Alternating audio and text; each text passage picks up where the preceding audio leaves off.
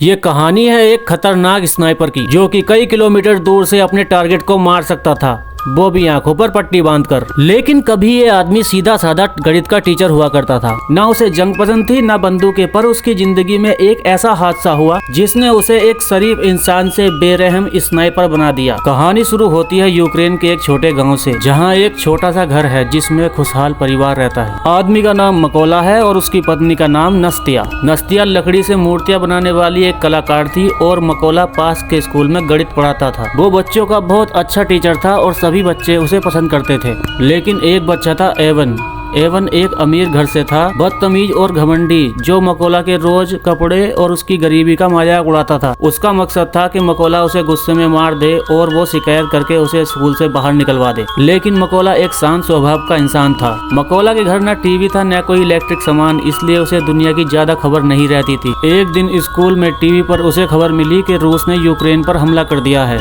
कई जगहों पर कब्जा कर लिया गया है। उसी शाम जब वो घर लौटा तो उसे पता चला उसकी पत्नी प्रेग्नेंट है। मकोला बहुत खुश हो गया, अब वो पिता बनने वाला था। अगले दिन वो साइकिल से स्कूल जा रहा था। रास्ते में उसने दो सैनिक देखे जिसकी वर्दी अलग थी। उसे अजीब लगा, लेकिन उसने सोचा शायद सरकार ने वर्दी बदल दी होगी। जब वो स्कूल पहुंचा तो पूरा स्कूल खाली पड़ा था, एक भी बच्चा नहीं आया था। तभी टीवी पर खबर चली कि रूसी सैनिक यूक्रेन में घुस चुके हैं। अब मकोला को याद आया कि रास्ते में मिले सैनिक रूसी थे। उसका दिल बैठ गया। नास्तिया घर पर अकेली थी। वो जान बचाकर घर की ओर भागा, लेकिन अब देर हो चुकी थी। उसने देखा कि दो रूसी सैनिक उसकी पत्नी को पीट रहे थे। मकोला ने उन्हें रोकने की कोशिश की, लेकिन अब वो भी मार खाने लगा। वो गिड़गिड़ाया कि उसकी पत्नी प्रेग्नेंट है, उसे छोड़ दो। लेकिन सैनिक रुके नहीं। घर की तलाशी ली तो घर में कुछ नहीं मिला, तो गुस्से में आकर उन्हें घर को आग लगा दी। आग देखकर नस्तिया ने पत्थर उठाया और सैनिकों पर फेंक दिया।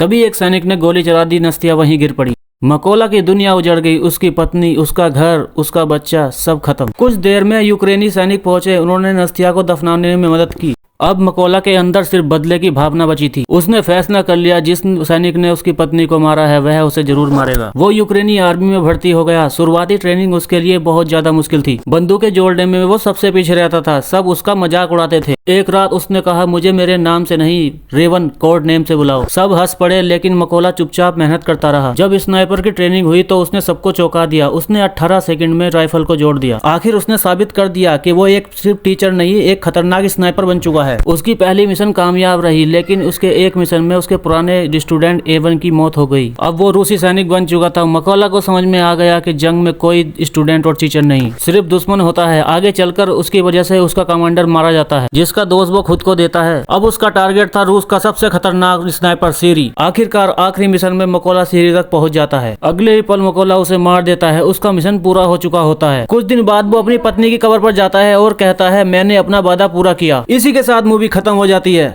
दोस्तों, वीडियो पसंद आई हो तो वीडियो को लाइक और चैनल को सब्सक्राइब कर लो। मिलते हैं अगले वीडियो में। धन्यवाद।